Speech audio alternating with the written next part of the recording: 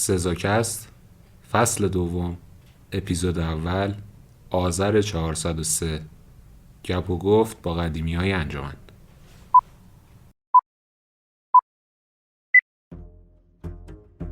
بزرگترین چیزی که من میتونم بگم اینه که نترسید. تصمیم جدی گرفته بودم که انصراف بدم. هر کاری که میکنم بعد از خودم بپرسم که چرا دارم این کار میکنم اصلا. بابا تا یه ساعت حرف میزنیم بود. من همه خیلی حرف دارم. انجمن یه تصحیح شده این تیکر رو باور کن برای این چیزه. سلام گرم به همه همراهان گرامی. من پویا هستم و افتخار این رو دارم در اولین قسمت از سری جدید سزاکست در خدمت شما باشم. امروز در خدمت 3 تا از بچه‌های با سابقه انجمن هستیم. بچه‌هایی که حتی همین پادکستی که دارید میشنوید از میراث اینها هستش و کلی کارهای زیادی رو برای انجمن انجام دادن. خب بچه‌ها اگه معرفی چیزی دوست دارید از خودتون بگید خوشحال میشم که شروع بکنید. محمد علی اول شما. خب سلام، من محمد علی آژینی ام. احتمالاً بچه‌هایی که اپیزود قبلی‌تر رو گوش کرده باشن آشنا صدای من براشون. ورودی 98 ام. برای اولین بار بالاخره به عنوان مهمان اینجا و 2 سال و چقدره از اول 401 ما دیگه اومدیم تو انجمن. هرچند قبل کرونا تک و توک سر می‌زدم ولی آره دیگه حالا بریم صحبت کنیم به چی می‌رسیم. سلام، من سبا ورودی 99 و فکر کنم از 401 آره از 401 من اومدم تو انجمن و اینکه نایب دبیر بودم. همین دیگه. احمد. سلام، منم احمدم.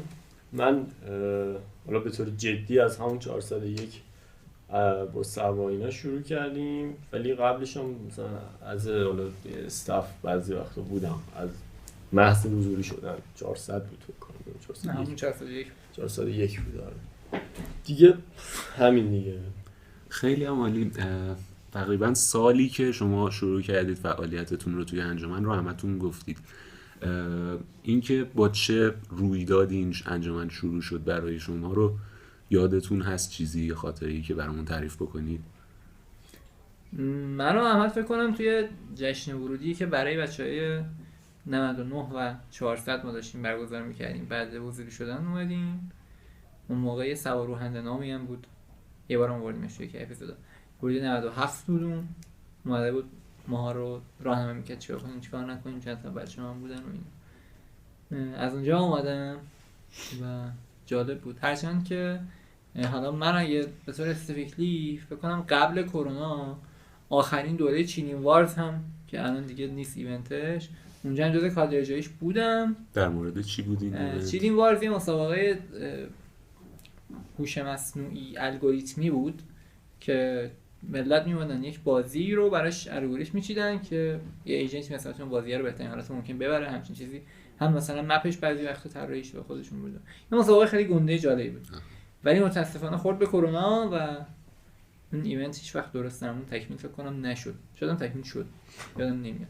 آره من همچین تجربیاتی داشتم. خیلی جالبه. سبا شما؟ من قبل از اینکه حالا به صورت رسمی توی انجمن باشم فکر کنم یه جشن ورودی بود. آره جشن ورودی قبلی بود که حالا جزء استاف بودم اونجا و حالا شبش و اینا هم توی جشن ورودی کمک کردم. ولی دیگه به صورت رسمی همون موقعی بودش که انتخابات انجام شد و اینا من اونجا شروع کردم کار کردن. آره من اینجوری بودم و اینکه یادمه که یه چند تا مثلا کارهای کوچیک هی مثلا میخورد بهمون که میگفتن کسی از کمک کنه مثلا برای انجمن.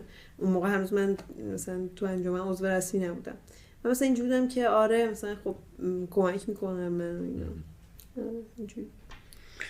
آره برای منم حالا اصلی ترین جاش چیز بود، جشن ورودی بود که واسه 499 آره 99 400 گذاشتیم.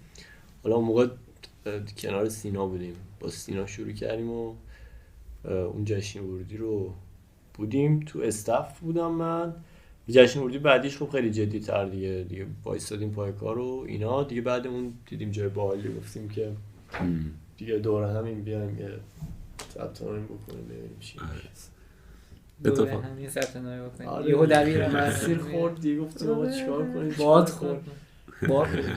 راستی من دبیر بودم نگفتم. گفتی اول. گفتم انقدر مهم نیست دبیر. من حافظه‌ام یه ذره ضعیفه. خب خیلی هاتون با همین جشنواره ها و این جشن ورودی ها و این برنامه های این شکلی وارد انجمن شدین. اون اوایل چه احساسی داشتید؟ فکر میکردید چه اتفاقی قراره در ادامه برگزاری این جشن ها و این رویدادها براتون بیفته؟ حستون نسبت به انجمن چی بود؟ چون من بودم یه دور اول جشن ورودی و بعد بعدن کادر شدم، برای همین دید داشتم. شما که نداشتید بگید؟ آره منم یه دیدی داشتم دیگه، همون جشن ورودی که بر خودمون برگزار شد که مثلا محمد علی اینا استفش بودن، من اونجا برام جالب شد. اینجوری بودم که مثلا اینا کیان دارن چیکار میکنن اینا، ولی خب مثلا همش تو ذهنم اینجوری بود که باید حتما مثلا انتخابات برگزار شه که من بتونم برام کمک کنم. ولی فکر کنم سینا سر همون جشن ورودی که من رفتم کمک کردم گفتش که مثلا بیا بابا ما مثلا کمک احتیاج داریم و اینا، و من اومدم قاطی شدم. بعد اونجا یه تایمی بود برای من که حالا تو زندگی شخصی خودم یه سری مشکلاتی برام پیش اومده بود و انگار انجمنه کمک میکرد که ذهنم اصلا بره به یه سمت دیگه و همینطوری که هی حالا درسم هم سنگین بود، مثلا اون تایم یه عالمه واحدهای سنگین برداشته بودم، ولی اون انجمنه خیلی کمکم میکرد که مثلا حداقل یه تفریحی هم توی دانشگاه برام باشه، فقط درس نباشه.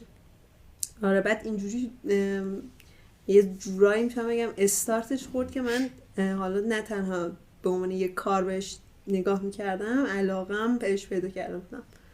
این نکته که سبا میگه چون برای منم یه چیز جالبی داشت، اینا من بگم، این که تو خیلی وقتا مثلا میای تو دانشگاه، من خودم یادمه بعد کرونا که یکم جدی‌تر شد، من خب یه کار دیگه‌ای داشتم می‌کردم، همه هدفم این بود که بیام دانشگاه زود تموم شه برم سر اون یکی کارم. تو که میای وارد این فضا تازه میفهمی که دانشگاه جالبم میتونه باشه، مثلا میتونی براش بیشتر وقت بذاری، مثلا بعضی وقتا شب بمونی کار کنی و اینا. این فاز جالبیه. آره حتما همینجوریه و خود دفتر انجمن هم هر وقت واردش میشیم کلی چیزای تسکای جالب همیشه روی میز هست که کلی آدم دارن با اونها درگیرن و در این درگیری دارن ازش لذت میبرن واقعا. احمد شما؟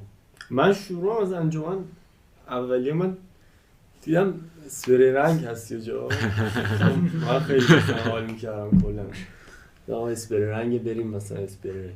بعد رفتیم اونجا بعد دیدیم که مثلا یه سری کار دیگه هم دارن، یه دبیری هم میخوان و آره حالا اون بدترش اون خیلی بدتر. بعد مثلا اون موقع حالا این مثلا شاید چیزی که به درد بچه‌ها بخوره، اون موقع من خیلی اینجوری بودم که مثلا واقعا پوینت کامپیوتر خوندن اصلا چیه. خب یعنی این واقعا مسئله‌ایه که هر دانشجویی یه بار حداقل بهش میرسه. آره من واقعا تصمیم جدی گرفته بودم که انصراف بدم از دانشگاه. خب مثلا خانواده مطرح کرده بودم اینا، بعد اینا من گفتن که مثلا یه حرفی که منطقی بود، آقا یه چیز جانبی پیدا کن، بعد بگو که این به جای کامپیوتر بعد انصراف بده برس رو. بعد تو این مثلا من داشتم چه میدونم آرت سعودی کار می‌کردم اینا، سینا اومد من گفت که مثلا بیا یه جشن ورودی داریم معما طراحی کن. بعد خب من اینجوری بودم که معما هم باحاله، بریم معما هم ببینیم چی جوریه. و اون ویژن اولیه من نسبت به انجمن جایی بود که مثلا میتونی بری معما طراحی کنی، میتونی اسپری کارهای مختلفی بکنی. یه ورییشن عظیمی از تسکا هست، از نگوشیشن، از مثلا اینکه آرت بری یه پوستر طراحی کنی تا اینکه واقعا یه سایت بیاری بالا کار کامپیوتری کنی. و من ویژن اولیه‌ام طراحی معما بود، ولی وقتی رفتم تو دیدم که چقدر کارهای باحالی میشه انجام داد و یه جورایی راستش اون اصلا یکم حس می‌کنم انجام مثلا نجات دهنده بود که من بفهمم که این دانشکده غیر از درس برای من چیز دیگه یه جوری حتی نگه داشته توی من نگه هم داشته. خیلی عالی. به نظرم خیلی تجربه جالبیه برای بچه‌هایی که ممکنه یه همچین حسای مشابهی داشته باشن که آره من این مثلا چیزی که من کلا هدفم اینه که کسی گوش میده اینو گفتم حالا قبل پادکست این که یه چیزی یاد بگیره از این. من به کسایی که الان تو این استیتن که نمیدونن که میخوان با زندگیشون چیکار کنن خیلی اکیداً پیشنهاد میکنم که چیزهای مختلف رو تجربه کنید، چون شما الان توی استیتی هستین خب که نمیدونید، بعد هر چقدر بیشتر فکر کنید از این ماشین ببینید که هیچ دیتای ورودی نمیگیره ولی از خودش انتظار داره که بفهمه و به جواب برسه.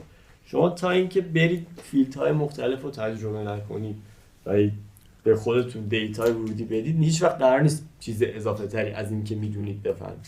انجمن اون فضاییه که شما میگم ورییشن عظیمی از تسکا داره و شما برید توش خیلی جای پلیگراند عالیه انجام.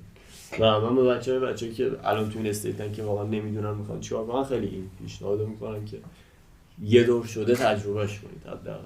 خیلی به نظرم حرف درست، جالب و به درد بخوریه. من خودم هم دیگه خیلی زود گذشت. عجیبه برام که الان دانشجوی سال سومم و الان نگاه میکنم که شاید حتی از درصد خوبی 40-50% آدمایی که تو دانشگاه میبینم من قدیمی ترم و این خیلی عجیبه برام. و همون اول که اومده بودم میگفتم آقا من کامپیوتر برای این انتخاب کردم که میتونم خلاقیت‌های خودم رو اینجا نشون بدم، یعنی یه سری مهارت میتونم کسب بکنم که با اونها میتونم خلاقیت‌های خودم و هر ایده‌ای که به ذهنم میرسه رو پیاده سازیش بکنم. و اومد و گذشت و تو این 2 سال رسیدم به یه سری درس‌های عجیب غریبی که پاس کردنشون صرفاً این بود که یه اسلاید رو باز کنم و بخونم و هیچ خبری از اون خلاقیتی که دنبالش میگشتم نبود. و به نظرم انجمن هستش که این بستر رو داره فراهم میکنه برای بچه‌ها، چه ایده جدید بیارن داخلش و چه از ایده هایی که داخلش هست رو میتونن یه کاریش رو دست بگیرن انجام بدن و کلی تجربه جدید و آموزه جدید هم حتی برای بچه‌ها داشته باشه. یه چیزی من اضافه کنم این خلاقیتی که میگی، ببین من یادم بعد جشن ورودی بود با سینا و همینجوری داشتیم توی یکی از این راهروهای دانشگاه راه میرفتیم، بعد سینا بهم گفت که آره مثلا این انجام این کارو مثلا میتونی انجام بدی و اونجا من واقعا این وایبه که مثلا شت یه بستریه که تو هر کاری میتونی توش بکنی. خب این که یه جاییه که تو هر ایده‌ای داشته باشی میتونی بری مثلا عملیش بکنی.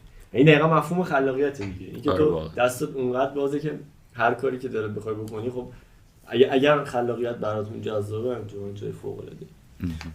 این هر کاری کردنم خیلی، حالا من دیدم آخه این حرفاشو بین بچه‌ها که مثلا اینجوریه که اصلا چه فایده‌ای داره یا اصلا کی کار من اهمیت میده بهش، اصلا کار من چقدر چیز مهمیه.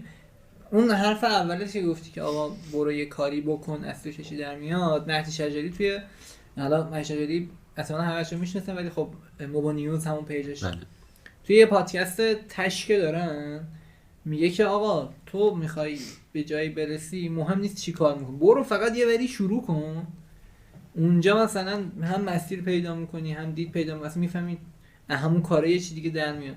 انجمن هم خیلی وقتا فاز اینو داره، آقا تو بیا اینجا شاید همون فرصتی برای اینکه تو صرفا یک کارگر رو شروع کنی از توش 10 تا اتفاق دیگه رو میفته. من به این فکر نمی‌کنم که آره من میخوام برم اونجا چیکار کنم، مگه چه ایونتی میتونم برگزار کنم، مگه چیکار میتونم بکنم. آره اتفاقا این شروع خیلی نقطه مهمی هستش برای همه و خیلی از اتفاقایی که نمیافتن به خاطر همین شروعشونه. آره.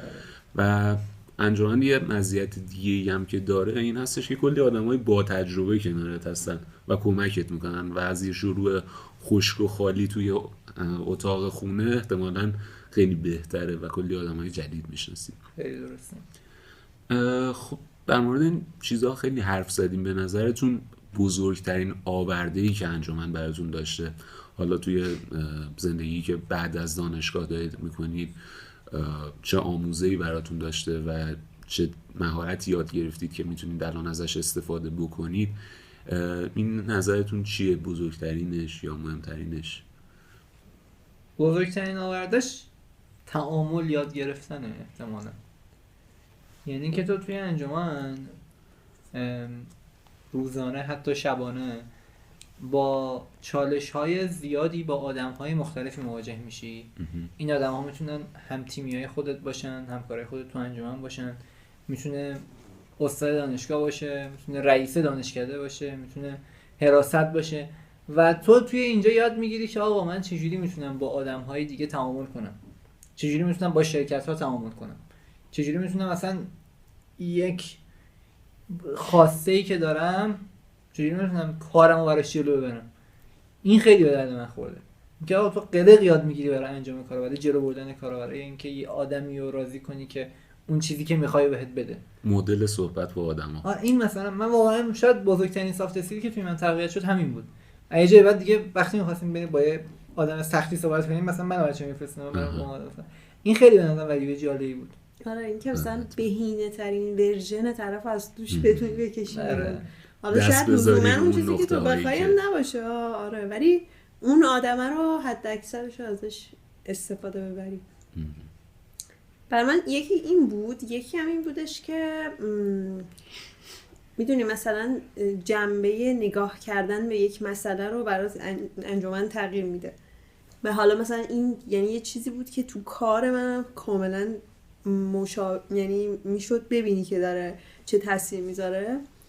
مثلا اینکه اوکی ما میخوایم یه ایونت برگزار کنیم و اولش این که چرا ایونت برگزار شه، چه جوری ایونت برگزار شه، اصلا بیس این ایونت چیه، چه نیازمندی رو داره حل میکنه، اینا همش هی میدونی دید تحلیلگر بهت میداد و تو مثلا که اصلا فیزیبل هستش که آره این کار انجام دقیقاً مثلا اینکه ببینی که این کاری که داری انجام میدی چه تأثیری داره و میدونی سوال همش از خودت بپرسی که دارم چرا اصلا این کار رو میکنم. این باعث میشد که انگار یه دید خوبی بهت بده که بعدها حتی تو کارت هم به دردت بخوره که من دارم مثلا فلان کار رو میکنم به چه دردم داره میخوره. من به نظرم برای من واقعا این خیلی نکته مثبتی بود چون من همیشه این شکلی بودم که یه کاری رو فقط انجام میدادم دنباله مثلا حالا اینکه یه نتیجه درستی ازش بگیرم یا اصلا حتی اگر نتیجه نمیگیرم از توش بفهمم چی یاد گرفتم، اینا اصلا نبوده. یعنی فقط صرفا این بوده که یه کاری انجام میدادم که داده باشم. آره این خیلی برای من مثبت بود. احمد شما؟ این حالا این قطعا سوال خیلی سختیه، یعنی شما هم که میدونید اینو قطعا که این واقعا سوال سختیه. از اون سوالاست که وقتی میری خونه تازه جوابای خیلی بهتر ممکنه به ذهنت برسه. آره بشینم بگم که چرا اینو نگفتم. آره و خب انجام خیلی چیزهای خوبی همراه خودش داره ولی به نظرم من دارم جوابی فکر می‌کنم که بیشتر یعنی سورسه، یعنی روت کازه و خیلی چیزا از اون باشه. من چیزی که به ذهنم میرسه انجام باعث شد که من بیشتر به بخش‌های نادانسته خودم دسترسی پیدا کنم و تو اوج این فشاره، خب تو اوج این کارها تو پترن‌های ذهنیت که مانعت میشن رو بهتر میشناسی. آره و بهتر خودت رو میشناسی و بهتر میفهمی که چی مهم هست و چی مهم نیست. و من فکر میکنم برای من بزرگترین آورده‌ای که انجمن داشت این که من قبل از انجمن و بعد از انجمن الان خودم رو خیلی بهتر میشناسم. میدونم در فلان شرایط چه رفتاری خواهم داشت.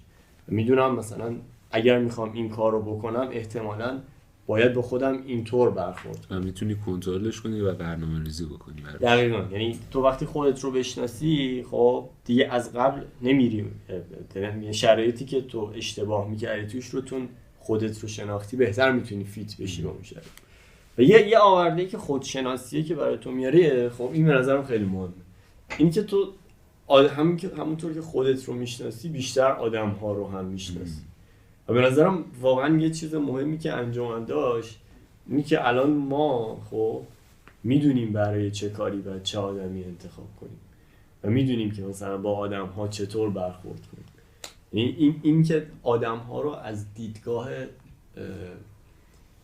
میدونی یه ویژن دیگه به من از آدم‌ها داد که این تایپ آدم‌ها اینطور هستن و در این جور شرایط اینطور برخورد می‌کنن. این باعث شد که خیلی خیلی بیشتر من آدم‌ها رو بشناسم. فکر می‌کنم آدم شناسی خیلی چیزم فکر نمی‌کنم چیزی کم اهمیتی باشه. کاملا درسته. حتی از وقتا ضعف اسکیل رو هم شناخت آدم‌های مختلف میتونه هندل بکنه. یعنی یه جایی ممکنه مثلا از نظر تکنیکال یه چیزی آدم کم بیاره، خب همیشه خوبه که یه دوستی داشته باشی که به سنگ بزنی و حس میکنم این مهارته توی همچین جاهایی هستش که ساخته میشه. نکته‌ای که برام جالب بود این بود که اغلب، یعنی تقریبا همتون به سافت اسکیلا اشاره کردید، چیزایی که تو انجمن یاد گرفتید. مهارت تکنیکال شاخصی بوده که یاد گرفته باشید؟ ببین کلا توی انجمن چون در واقع یک کار اسکیل کوچیکه، خب خیلی به آدم‌هایی نیاز داره که سطحی باشن ولی جنرال باشن. میدونی مثلا به آدمی که هم بتونه آرت بزنه، هم سافت اسکیل خوبی داشته باشه، هم بتونه مثلا یه مثلا چند خط کد مثلا یه کدی هم بزنه، مثلا یه پرزنتیشنی هم بتونه آماده کنه. آره. دید من اینه خب که انجمن حداقل تو این اسکیل چیزی که ما داشتیم کار میکردیم به اینجور آدم، یعنی اینجور آدم ها رو تربیت میکنه. چون دقیقاً گفتیم یه وریشن عظیمی از تاسک‌ها، پس برای اینکه بتونی توش خوب عمل کنی آدما که میرن توش چون همه کارا رو میکنن خیلی اونقدر سمت عمیق شدن نمیرن. من خودم هارد اسکیل مثلا میتونم بگم طراحی معما مثلا شاید چیزی بود که خیلی ما چون 4 سال فکر کنم 3 سال جشن ورودی رو خب درگیرش بودیم، بهش برمیخوردیم و خب مثلا مثلا این چیز شد. ولی حقیقتا خودم ارزشی برای هارد اسکیل قائل نیستم، مثلا انتظاری هم نداشتم که از انجمن بخوام هارد اسکیل یاد بگیرم، چون هارد اسکیل خب یه سال زمان میذاری 2 سال زمان میذاری مثلا یاد میگیری دیگه. معمولا این مثلا سر کارم خیلی نمونه میگن که مثلا هارد اسکیل تو خب 2 سال میذاری سینیور هم مثلا فران میشه، خب تمام میشه. اون چیزی که آدم‌ها رو نسبت به هم به نظرم برتری میده همون سافت اسکیل. سافت اسکیل روتکاز شما خودشناسی. من اینو اینجوری نمیبینم، من اینجوری میبینم که یه آدمی چی میخواد از زندگی، از اینکه میاد تو انجام. مثلا یه آدمی میگه که اوکی من مثلا حالا دوست دارم سافت اسکیل رو یاد بگیرم ولی تا یه حدی، مثلا از اون حد بیشتر اصلا نه دوست دارم نه به دردم میخوره. و مثلا میتونه که اوکی تایمشو بذاره و یه ایونتی برگزار کنه که مجبور شه مثلا چه میدونم یه سری سوالات یا سوالات الگوریتمی مثلا توش داشته باشه. مثلا من میدونم که یه عالمه از بچه‌هامون اینجوری میان کمک میکنن و مثلا کارهای هارد اسکیلیشون رو دارن تقویت میکنن. مثلا همین به نظرم میاد که یعنی پتانسیلش رو کاملا داره انجمن که تو تصمیم بگیری که میخوام چه چیزایی توی انجمن یاد بگیرم. خیلی حرف درستی. الان مثلا حالا برای اینکه یکم برای بچه‌ها واضح‌تر باشه این موضوع، مثلا یکی که این احد مثلا فرضاً میاد میگه که آقا من سافت اسکیل مهمه، میاد اینجا و میره روی همون تعامله، میره روی آدم شناسی، روی اینا وقت میذاره، اینا براش بولد میشه، سعی میکنه تحلیلشون کنه پیش خودش، اون توش بولد میشه. ولی یکی دیگه شبیه همین که سبا میگه، مثلا یه سزالرنیه، طرف میاد یه ورکشاپی برگزار میکنه، ورکشاپ چه میدونم گیت لینوکس هرچی، از همون یاد دادن خودش همون چیزی هم که بلده تقویت میشه دیگه. یا مثلا ما اینو من بگم، مثلا ما یادم توی دوره قبلیمون یه بنده خدایی رو داشتیم میگفت آقا من تو مستندسازی ضعیفم. اون گفتش من مستندسازی رو ور میدارم که اصلا به این بهونه مستندسازیم خوب بشه. ازش این استفاده که آره من همین این حرف آخر این بحثه به نظرم اینه که چون انجمن واقعا یه زمین قابل برداشتیه، تو چیزی که بخوای شاید سخت باشه توش پیدا نکنی. تو مثلا میگی آخه هوش مصنوعی یاد بگیرم، خب برو مثلا اگه فاز کانکشن گرفتنش واسه جذابه بیا مثلا این بخش این ایونت هوش مصنوعی واسه فاز تکنیکالش واسه جذابه بیا این بخشش واسه کاملا هم دست خود، چون فضایی که سکانش دست خود بچه‌هاست هر وری هم بخوان میتونن راحت برن دیگه.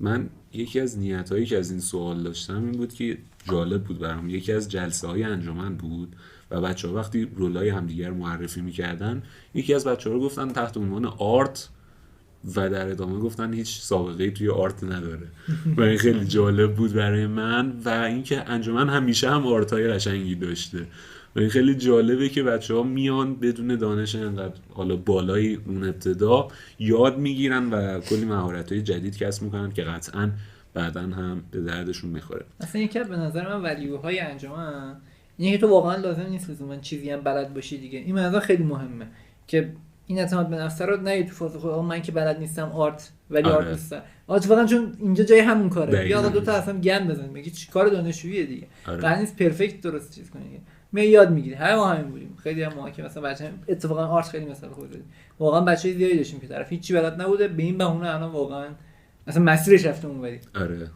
این خیلی نکته جالبی بود برای خودم.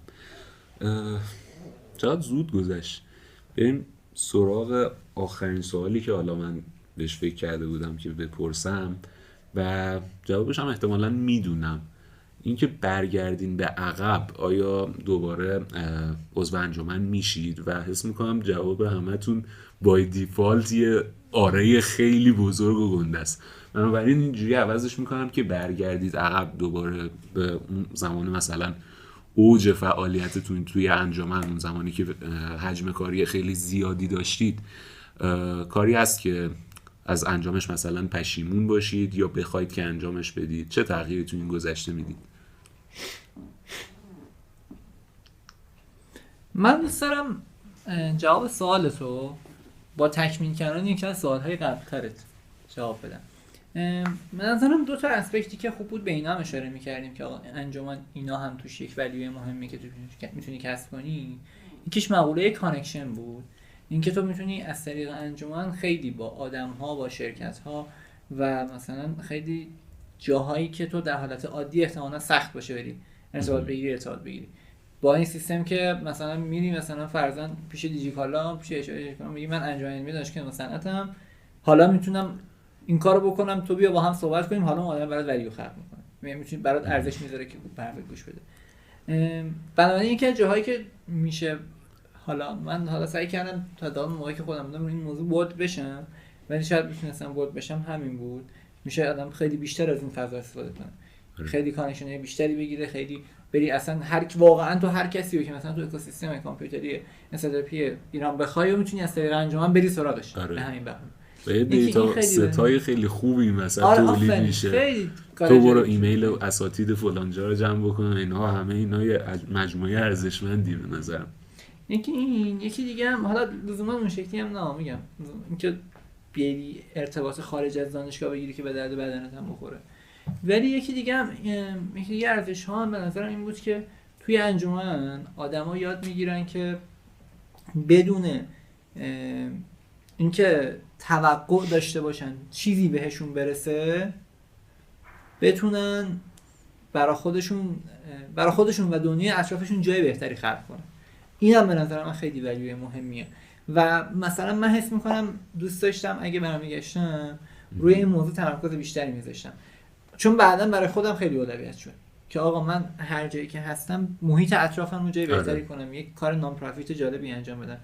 این رو به نظرم سعی کردیم واقعا توش بهتر کنیم، به نظرم میشد حتی باز بهترش کار کرد. من یه چیزی خاطره تعریف کنم از اینکه یه خاطره راجع به همین که ماجری گفت که با هر کسی میشه ارتباط گرفت. این واقعا چیز فوق‌العاده‌ایه که انجام داره، چون یه اعتبار چندین سال پشتشه، دانشگاه مصنعت هم پاشه و هر کی پیام بدی احتمالاً جواب میده. من امروز تو لینکدین داشتم میگشتم همینجوری و دیدم که یه پستی هست، یه مثلا گفته که اساسین کرید که توی وی آر داره دیولپ میشه و اینا، پادکستشو داشتید.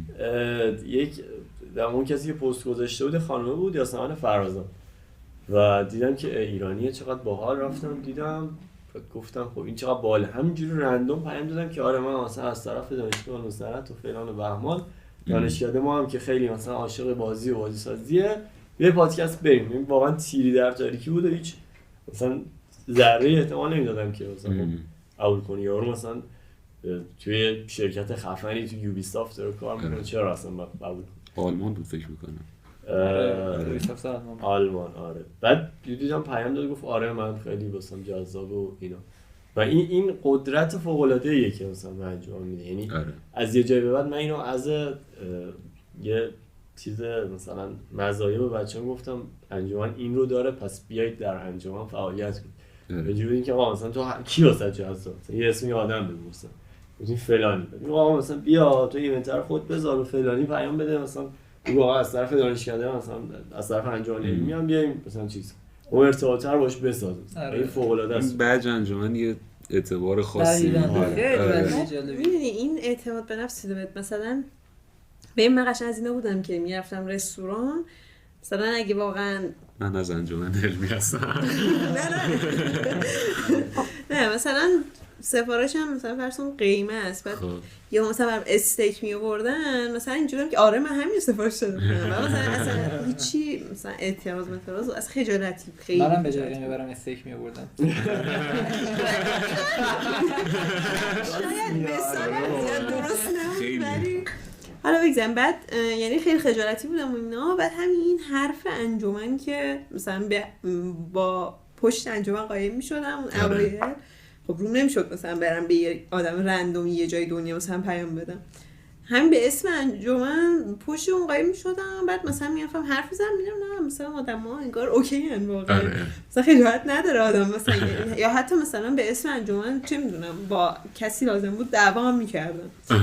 بعد اینجوری شد که انگار اصلا یه قبحی شکست و خیلی این به نظرم کمکم کرده. یعنی شاید بگم مثلا از بدترین اخلاقام بوده که حل شد اصلا ناخودآگاه.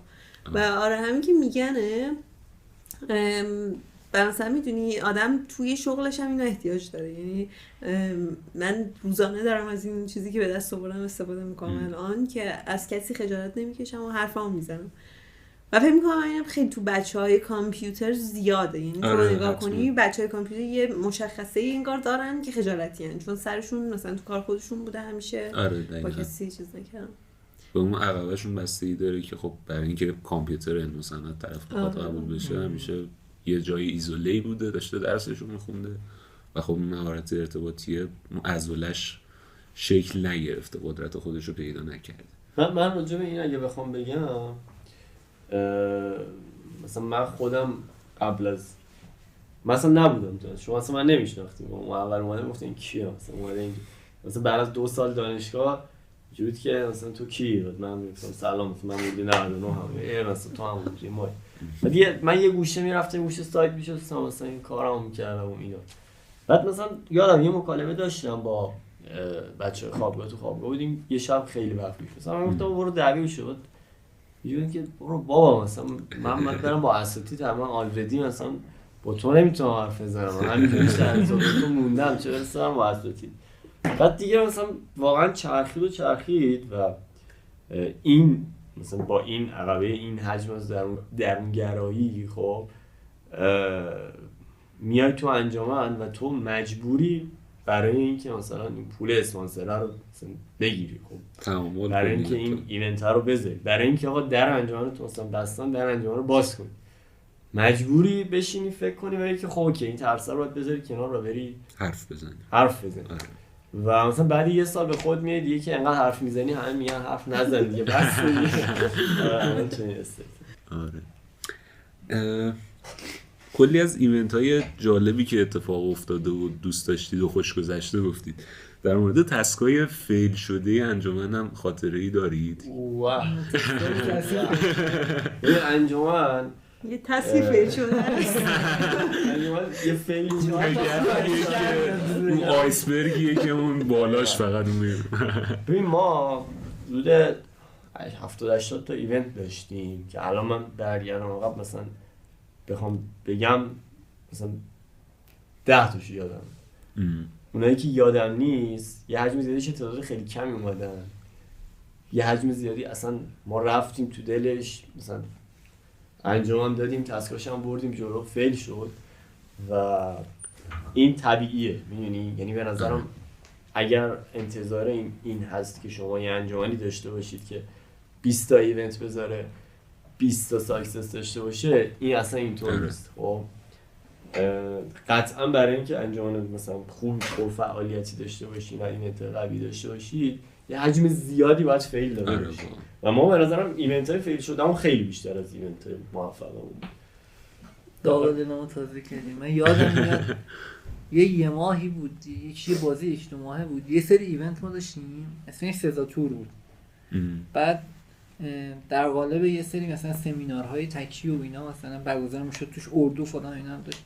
من یادم قشنگ یک بازی فکر کنم یه ماهی نیمی بود که من هی تو این قالب ایونت برگزار میکردم، هی نمیشد، هی میگم هی پیگیری میکنم دهن خودم سرویس دیگه، آخرش اینجوری شد کلا کشیدیم زیرش. من واقعا یک ماه نیم فقط فیلیر خورده بودم. ببین سزاتور که مطرح شد، ایدهش این بود که ما بیایم مثلا تو حوزه ایده اولیش این بود که بریم ازش چی بود؟ بریم ازش شرکت همه چی بکشیم. آره ما ایده اون این بود که آقا بریم سراغ شرکت‌ها بگیم آقا توی شرکت بیا برای ما برات باهات یه پک هم برای ما یه بازدید بذار، هم یه سمینار بذار، هم یه پادکست. آره. بعد خیلی نمیشد، برای اینکه خیلی هماهنگی می‌خواست شرکت به شرکت بریم این کارا رو انجام بدیم. با یه شرکت شروع کردیم علی بابا بود فکر کنم. آره. بعد این چه مشکلی داشت؟ مثلا صرف ویژن دادن به کسی که دارن گوش میدن، این که شما یه بال داری بعد با شرکت هماهنگ کنی، خب یه سری بعد این فازو داشته باشیم، یه سری بعد یه مثلا تو مثلا می‌خوای سالونی بگیری، خب دانشگاه ما هم که سالن نداری، بعد بری سالن رو هماهنگ کنی. یه سری هم این فازیه که خود انجمن اون تایمه بتونه، بعد دو تاشو میگرفتیم سومیش رو نمیشد. این بود که مجوز بتونی بگیری از دانشگاه. آفرین، مثلا انجمن مجوز بود. آره راست مجوز. چون دو تاشو میگرفتی سومیش نمیشد. مجوز رو میگرفتی اون مثلا با شرکت تمام میکردی سالونه جور نمیشد. اوکی حالا مجوز دوباره میاد از اول. مجوز رو مثلا یه تایم دیگه میگرفتی، سالونه رو میگرفتی، شرکت نمیتونست اون تایم. و این کلا تهش نتیجهش این شد که کلا سزاتور یه حجم زیادی افورت داشت و فقط یه ایونت پروداکت دیزاین علی بابا ازش داشت. آره این که میگید قابل لمسه واقعا. همین پادکستی که ما 4 نفر دور هم جمع بشیم فکر کنم 3 هفته یا حدود 1 ماه هستش که داره پستپون میشه و عقب میفته. و سبا هم فکر میکنم اشاره کرد که قبل از اینکه بریم یه ایونتی رو برگزار بکنیم این دید به آدم خیلی میده که اول بریم چک بکنیم ببینیم همه این چیزا کنار هم هستن، درست هستن، میشه آیا اصلا برگزارش کرد یا نه. آره بعد مثلا ما همون یه فیلیر بزرگی هم من پایکان بود که فکر کنم تو هم آره من فکر میکنم کمک میکردی. دقیقاً اولین همکاری با انجمن همون پایکان بود. آره چه همکاری بود. آره ترکید بگم یه 3 ماهی ما شاید بیشتر 4 ماه من درگیر بودم. آره حتی آرت کارم در اومد و پست در اومد، پوسترها رو زدیم فراخوان. آره ولی اصلا اونجوری که می‌خواستیم نرفتیم. شاید دقیقاً همونجا بود که من فهمیدم که اوکی من هر کاری که میکنم بعد از خودم بپرسم که چرا دارم این کار میکنم. مثلا ما داشتیم یه چیزی رو برگزار میکردیم که به درد هیچکی نمیخورد، ولی چون قبلا مثلا برگزار شده بود و همه خیلی باهاش حال میکردن و در طول این دوره سلیقه شاید فرق کرده بود. آره دقیقاً. من اینم یاد گرفتم که یه چیزی رو ول کنم. مثلا من یه ذره آدمیم که خودمو خفه میکنم برای اینکه اون چیزی که میخوام به دست بیارم، ولی الان یعنی یاد گرفتم انگار از توش که اوکی یه چیزی هم ممکنه نشه، هر چقدرم که تو همه چیزشو در بیاری، یعنی به لحظه هاش فکر کنی ولی تاش ممکنه نشه بیاری. که میگن قطع کردن ضرر خودشیه منفعتیه. و یعنی مثلا محمد گفت ایونتایی که توش بود و فیل شده سبا گفت من خودم حالا ددیکیتد کلا اینجوری نبود که بشم یعنی روی ایزوله و روی ایونت. معمولا چیزی بود اینجوری کار می‌کردیم که سعی می‌کردم تو همه چیزی سرکی بکشم و مثلا اینجوری نباشه یه ایونت تو کلا بگیرن دستم از فضا دور بشه. و حالا ولی از یه جایی به بعد برای من تعداد ایونت رفتم بالا جذاب شد. خب ما این ایونت‌های مثل فیلم و مثلا فری دیسکاشن و اینا گذاشتیم که من الان که فکر میکنم مثلا اوکی خیلی خوب بود مثلا 3-4-5 نفر میومدن ولی باز من اسمشو میذارم فیل. مثلا فری دیسکاشن چیزی بود که واقعا میتونست خیلی بهتر و خفن‌تر برگزار بشه. اون چیزی که تو ذهنت بود به هر حال نمیشه. آره مثلا خب 3-4 مثلا فیلم مثلا من به بچه‌ها گفتم مثلا گفته بودم خوب بود ولی من میومدم مثلا همه خوابن یا مثلا یه نفر هست مثلا نشسته اون بنده خدا مثلا معذب اینجوری بود که مثلا چون من اونجا بودم روش نمیشد پاشه بره مثلا. بعد اینا همشون انرژی میبرد از ما. بعد من به این میخوام یه چیزی اضافه کنم، یعنی میخواستم اینو بگم ولی خوب شد که بهش رسیدیم که کارها با فرد جلو نمیره.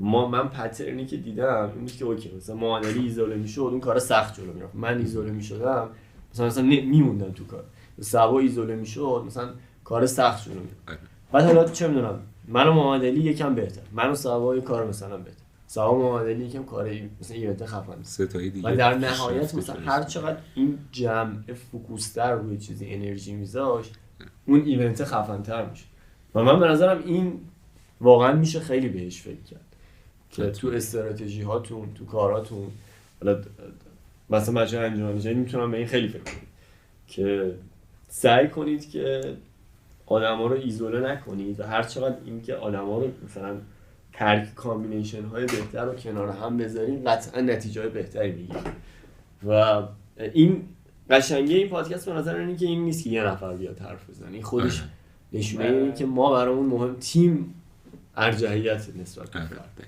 این چیز مهمیه. نمیدونم میتونم خوب بیانش کنم یا نه، یعنی اسم حرف کلیشه یه تیم از فرد بهتره، ولی من اینو به عینه تو انجمن دیدم که فرد نمیتونه کار کنه. واقعا تیم اصلا از این ور به اون ور میکنه واقعا نتیجه. این تکیه آدم میره میخوره تو دیوار، بعد مثلا تو هم یکی دیگه هم داشته باشه آقا حداقل تو بیا بشنو من دارم چی میگم، شاید من چی اشتباه میگم، در همین حدم خودش زاویه دیدای مختلف نسبت به یه مسئله. یه وقتایی به نتیجه میرسه مثل تارا بود که جشن ورودی رو قشنگ برگزار کرد ولی بعدش قشنگ دیگه اینجوری بود که من دیگه نمیام هیچ کار کنم، انقدر که بهش فشار اومده بود و انقدر که کار کرده بود اون تایم. آره و من که توی اون پروژه پایتون بودم حالا زاویه دید خودم و علت اینکه فیل شد رو حس میکنم که سری‌های قبلی این ایونت قبل از کرونا بودم و من حس میکنم توی این بازه کرونا یه حجم زیادی از حوصله مردم از بین رفته و خیلی رفته به سمت چیزهای خیلی کوتاه، یعنی حتی چیزی که تو شبکه‌های اجتماعی هم می‌بینیم بخشای کوتاه 1 دقیقه 30 ثانیه‌ای میذارن و آره یه چیزی که به نظرم میتونن بچه‌ها بهش اهمیت بدن یعنی تمرکز بکنن روش اینه که چیزهای کوتاه و با حجم اطلاعات خیلی بالا و سریع تولید بکنن محتوای اینجوری. تو همین تواضعی که بحثش شد وقتی گوش بدی مثلا هیچ اتفاق گنده‌ای رو نمی‌بینی که یک نفر رقم زده باشه و من به نظرم اگر به فکر رقم زدن اتفاقهای گنده هستی شروع کنید تیم جمع کنید و به این واقعا در اینو من واقعا تو انجام مثلا قبل از انجام مثلا این فردی بودم که آدم گریز بود میگفتم آقا مثلا گروه آقای هر کی هست یعنی تو اهمیت کانکشن و اهمیت ارتباط گرفتن رو واقعا تو دل انجام به عینه میبینی که یک نفر چه کارهایی میتواند بکند و جمع چقدر پتانسیل بیشتری داره. در راستای ما فیل شدن ها من چی بگم لزوما فیل شدن ها اینم نیست که بگی که آقا من تا یه جایی رفتم کار کردم بعد نشد بعد همه زحماتت بره هوا. آره یه تو خیلی وقتا اصلا جدا یاد گرفتن همون ایده میتونه پیوت بشه به یه چیز دیگه ای. آره الان مثلا همین مثلا پایکان و سزاتور رو مثال زدیم، هر جفت اینا ایده های فیلی شدن ولی ترکیبشون بعدن یه چیزی ازش در من به اسم تکرار. اینجوری بود که ما اون گفتیم آقا اون ارتباط با شرکت ها جذابه، اون ایده از سزاتور، این سمینار برگزار کردن پشت همه مثلا دو روزه هم جذابه، این ایده هم از پایکان. خب اوکی کانکشنشو که ما اونور داریم، این ایده هم اینور داریم، امام خمینی هم که داشتیم میگرفتیم بیایم موضوع رو عوض کنیم میکنیمش تکرار. امام خمینی اسم سالن چیزه اگه عجیب باشه و یهو اونجا بود که حالا ایده های جدید اومد و اومدیم مثلا یه کار جدید کردیم و اون اتفاقا خیلی نتیجه بهتری داره که روزمره شاید از تکیه هر کدوم از اونها خیلی جذاب‌تر و خفن‌تر شد. اینکه بتونی نیاز رو پیدا کنی و پیوت کنی اینم خودش یه ولی جالبه. تو تکرار همه بودن. آره یعنی هم سوا بود هم مادری بود هم همه ددیکیتد هم بچه‌های انجمن جدید، بچه‌های 402 انجمن جدید بودن، از بچه‌های مثلا انجمن ما حتی کسایی که کمتر فعالیت می‌کردن اومده بودن و این باز به نظرم این گواهی بر اینه که قدرت جمع خیلی بیشتره. رویداد بزرگ و قشنگی شد به نظر.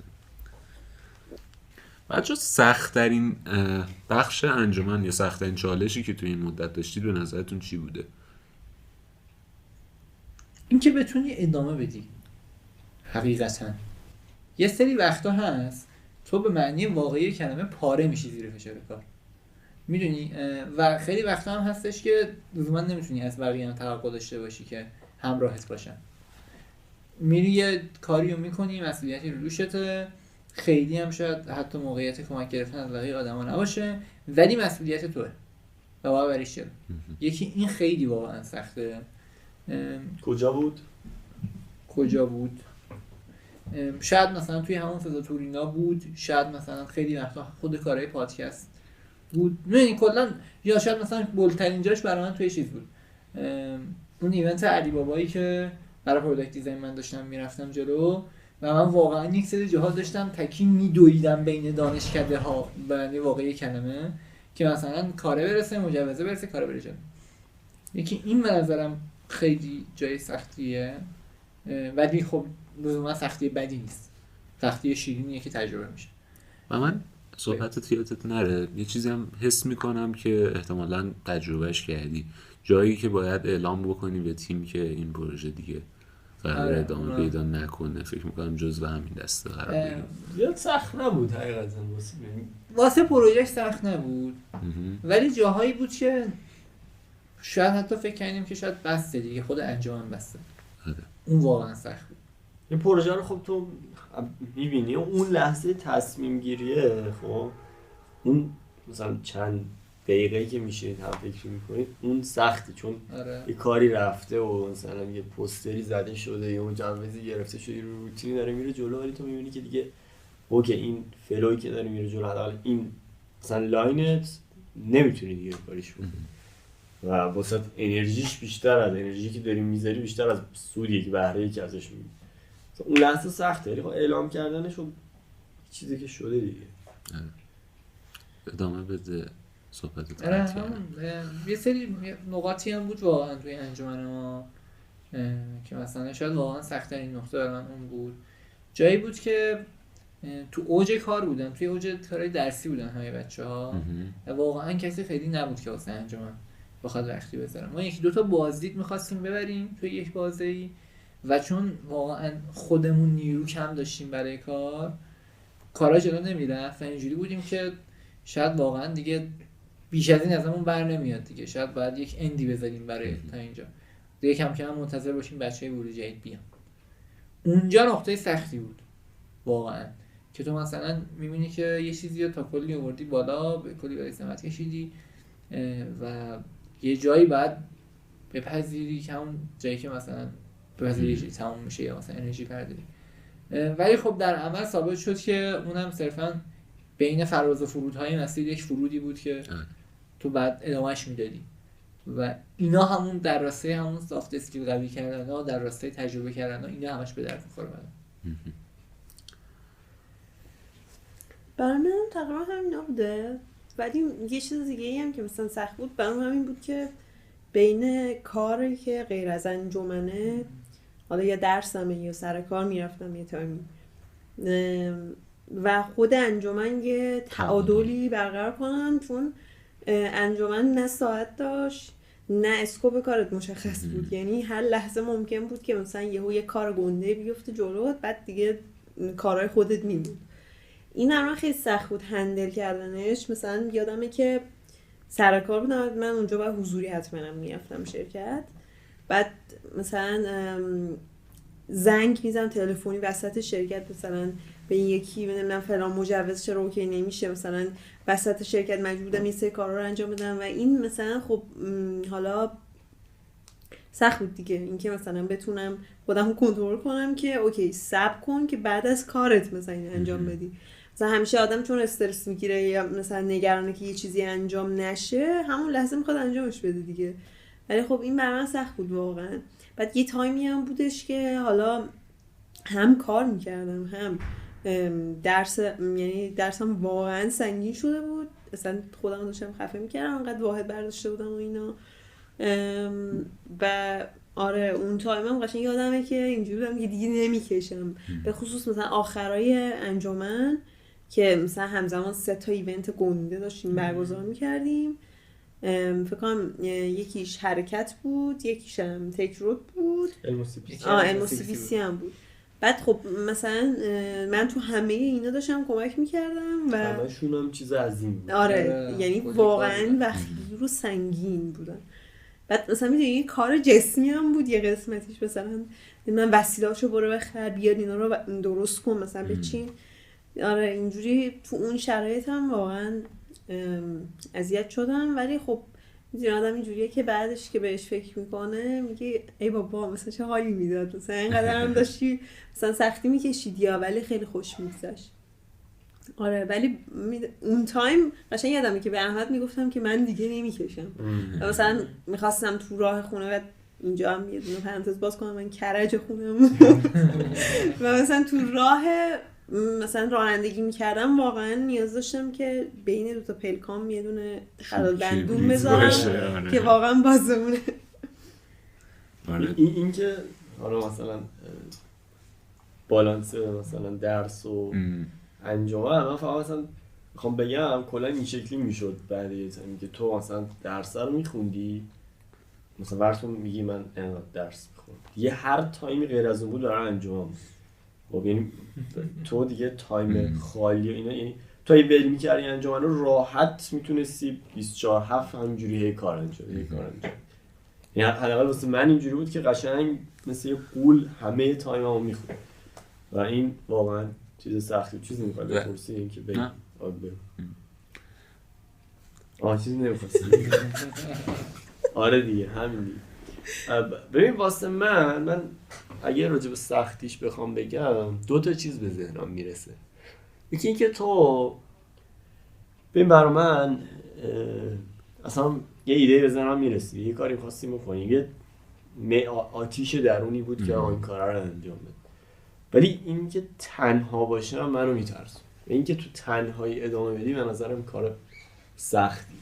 یعنی تو اوکی کارا رو میبری جلو ولی تیمت یا درگیره، خب کلا درگیر بخشای مختلفه، یا اصلا تیمت خسته شده دیگه کلا نیست و تو باید اینو ببری جلو. یعنی اون فازی که مثلا من و تو نشستیم حرف زدیم نزدیکای اسفند ما نشستیم حرف زدیم گفتیم، من یادم مکالمه من اینجوری بودم که سر تک رود بود یا نه اصلا ایده تک رود نبود. گفتم که آجینی الان من و تویم فقط این مثلا اینجوری شده که دیگه بچه‌ها همه درگیرن یا انجام اولویتشون نیست یا خستن، بیا چیکار کنیم؟ بیا اول فروردین چیکار کنیم اختتامیه این دوره انجام رو بگیریم. اصلا پلن ما این بود که آقا بعد عید اختتامیه انجام رو بگیریم، یواش یواش مثلا 3 ماه هم هیچ کاری نکنیم تحویل بدیم دوره بعدی. چون واقعا می‌بینی نه برگردم اونجا یکم جروزه بیشتری میگم آقا اوکی تو یه نفری تو برو ایونت‌ها رو بزن، تو میله رو سرکوب نکن تو خودت که چون تنهایی چیز نه. و حالا مثلا اتفاقی هم که افتاد شاید براتون جالب باشه، مثلا آژینی گفت حالا یه ایده تکرودی هم هست و اینو مثلا من میذارم جلو 402 یا اگه اوکی دادن که بذاریم، اگه نه که خب اوکی دیگه تمام شد دیگه. و اونو پیشو گرفتم بچه. کلا بعد عید من خودم انرژیم خیلی بیشتر شد. اصلا بعد عید مثلا این بحثی که همیشه داشتیم با انرژی خیلی کمتری نتیجه خیلی بهتری میگرفتیم. مثلا علم CBC که سوار گفت ما نصف تایم سال قبل رو داشتیم، ولی نتیجه هم از اون هم بهتر شد. چون علم CBC همش مارکتینگ، ما قشنگ میتونیم بررسی متریک ما مارکتینگ ویو پستی که میخوره و تعداد ثبت نام کننده قشنگ میتونیم بررسی کنیم که عملکردمون بهتر بوده یا بدتر بوده و قطعا چیزی که اعدادی که داریم که خیلی بهتر است. یکی این سخته که تو وقتی هم تنهایی، وقتی که دیگه تایید تیم تو نداری و خودتی باید ادامه بدی. و یه چیز دیگه که سخته و من دوستم راجعش حرف بزنم اینه که تو وقتی تا این حد با آدم‌ها درگیر میشی و انقدر هی باشون ارتباط داری، قطعاً یه سری ویژگی‌های منفی ازشون می‌بینی که می‌فهمی اینو دارن. خب و این یواش یواش در طول زمان تو ذهن تو یه سری برداشت ایجاد می‌کنه. آره خیلی نکته مهمیه که آدم‌ها رو با این ویژگی‌های مثبت و منفی بشناسیم ولی قضاوت نکنیم با اینا. آره من تقریبا به همین چیزی میخوام برسم. این که سختیش کجا بود؟ این بود که تو بتونی بدون برداشت با آدم برخورد کنی. آره صرفا می- این شناخته به وجود بیاد که این آدم توی همچین شرایطی ممکنه همچین رفتاری نشون بده که ممکنه خوشایند من نباشه، آره ولی در این حال نه قضاوتش میکنم نه آره میگم آفرین، که قضاوت. دقیقاً این خیلی چیز سختیه. آره یعنی من نمیدونم سختیشو چجوری میتونم منتقل کنم، ولی در این حد که آقا مثلا تو وقتی با این آدم ارتباط میگیری و هی مثلا این ویژگی منفی رو هی میبینی و خب همه هیچ کس کامل نیستی، همه این ویژگی منفی رو داره، که همون که خود آدم خودشم کلی ویژگی منفی داره. تو باید حواست باشه که آقا بتونی درست اینو هندل کنی، این ویژگی منفی رو نمیدونم نزنی تو سر طرف، این باعث نشه که ارتباطت با اون آدم به مشکل بخوره. تو انجام کلا رو ارتباط سوار. آره یا آدم تو به خاطر اون حس خوبی که از تو میگیره میاد تو انجام و این کانکشن ها هستن که باعث میشه انجام رو بسازن. و تو اگه برداشت ثانیه اولی که تو یه برداشت منفی نسبت به کسی داشته باشی، من دیدم اینه که اون انرژی روانی منفی منتقل میشه و اون آدم شروع میکنه فاصله گرفتن. بعد برای من سختیش کجا بود؟ اینجا بود که آقا تو کار وقتی مشکل پیش میومد به خودم هی بگم که آقا تو اوکی، تو ویژگی منفی آدمو میدونی ولی دلیلی نداره که این مشکل به اون ربط داشته باشه و هی به خودت یادآور بشی که آقا آدما دارن همه تلاششون رو میکنن که نسخه خوبشون رو ارائه بدن و فاز منفی نسبت به آدما نگیری. این خیلی مهمه. و باعث میشه بتونی کنترل بکنی اون موقعیت رو و حتی اون نقطه منفی که اون اثر بدی که اون آدم داره رو کار میذاره رو کنترلش بکنی. آره دقیقاً از آره. پرابلم اگه بهش نگاه کنی نه از یک قضاوت.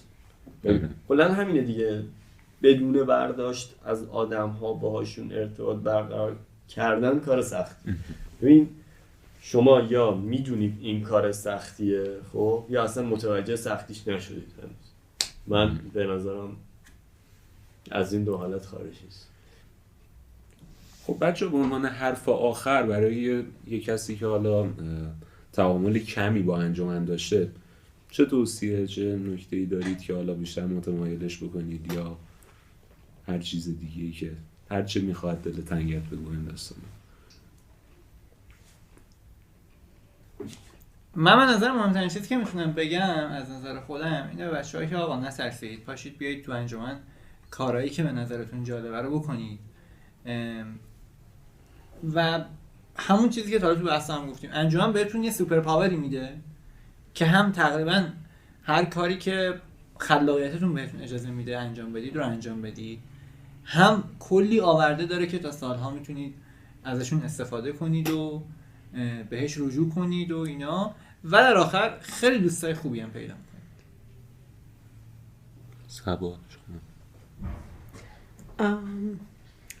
من فکر میکنم که میدونی به نظرم کل این یه ساعتی که حرف زدیم واقعا گواه بر اینه که یعنی بهترین تجربه‌ایه که آدم میتونه در دوران دانشگاهش به دست بیاره. چرا اینو میگم؟ مثلا یکی میگه که اوکی من میرم فلانجا کار میکنم، من میرم مثلا توی یک جامعه های دیگه ای مثلا همین کاری که شما میکنید و ممکنه منم بکنم، ولی من فکر میکنم که اون چیزی که توی این سن و این حالا مثلا آدم های دانشگاه یا مثلا حالا هر کیا، یعنی چه دوستاتن چه استاداتن چه میری با یه در واقع شرکتی حرف میزنی برای اون کاری که تو خودت میخوای انجام بدی، اینا همش انقدر به آدم دید میده و برای آدم تجربه میشه که به نظرم این چیزی که تو این سن آدم یاد میگیره مثلا قابل مقایسه نیست با اون چیزایی که ممکنه حالا مثلا 3 سال دیگه آدم به دست بیاره. چون میدونی الان من مثلا خودم تو شرایطش هستم دیگه، یه کاری که دوست دارم و دارم مثلا توی شرکت خوبی انجام میدم، ولی فکر میکنم که اون تجربه‌ای که از انجمن به دست آوردم مثلا قابل مقایسه نیست با این تجربه‌ای که توی حالا این شرکت دارم به دست میارم و به نظرم خیلی ارزشمنده. و همین که محمد علی گفت اینو میخوام بازم یک تأکیدی بکنم بهش، به این که یعنی روابطی که میسازی به نظر من حالا جنسش کاملا متفاوته، چون تو با یه سری آدم ها هم دوست بودی هم همکار. مثلا تو وقتی میری توی فضای کارت اینجوری نیست که بتونی با کسی اونجوری دوستی بکنی که مثلا تو دانشگاه هستید، راحتی اون شکلی ندارید و اون دوستایی که بعد از اینکه باشون کار کردی اون چالش‌های کار رو باهاشون گذروندی پیدا می‌کنی، به نظر من واقعا متفاوت و خاص داره. واقعا با آدم‌ها زندگی می‌کنی. آره. مثلا اینجوریه که در روز مثلا یه 8 ساعت کار نیست، ممکنه که مثلا یک هفته هر دقیقه شما دوتا با هم دیگه در ارتباط باشید به خاطر یه قسمتش کار، یه قسمتش هم دوستیه و این خیلی ویژه است.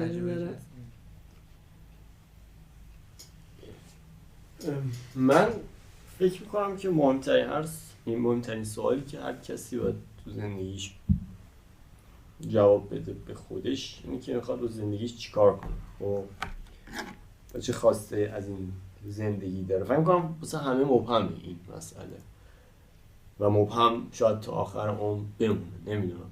مبهم هم نباشه حداقل متغیر میشه گفت هست یا متغیره. من خیلی تصور میکنم شرایط خودمو به این، نه بازی‌ها رو دیدیم وقتی شروع میشه مپش فقط دور خودت معلومه و برای کلا یه فضای سیاهی و تو بری توش تازه مپ مثلا آنلاک میشه. انجام خیلی شبیه اینی که سریع شما انگار یه میانبریه که شما خیلی سریعتر میتونید فضای بیشتری رو آنلاک کنید و چیزهای مختلف بیشتری رو از طیوف مختلف مثلا کامیونیتی های مختلفی ببینید. از داخل دانشکده، مثلا دانشکده های دیگه، دانشگاه و فضای کار هستن و ایونت فان میخوای بذاری، مثلا چون میری تو کامیونیتی فانش و هزار کلی میشه راجع به این حرف زد که تو چقدر دنیات گنده تر میشه راجع به این موضوع. من تهش خودم به این نتیجه رسیدم که انجام به درد کسایی میخوره که دوست دارن محیطی که هستن رو به جای بهتری تبدیل کنن و اگر شما که دارین اینو گوش میدین به نظرتون این خواسته جذابیه و این اتفاق جذابیه، من میتونم بگم انجمن جایی که خیلی فیت میشید توش و این حس و مدام به شما میده که شما این چیزی که تحویل گرفتید رو دارید بهتر تحویل میدید.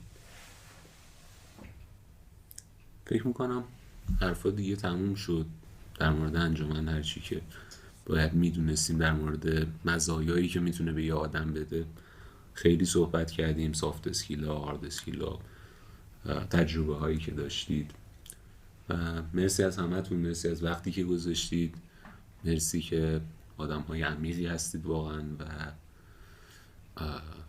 انجمنمون تو تاریخ خود شما رو داره. حرف دیگه ای باقی نمیمونه.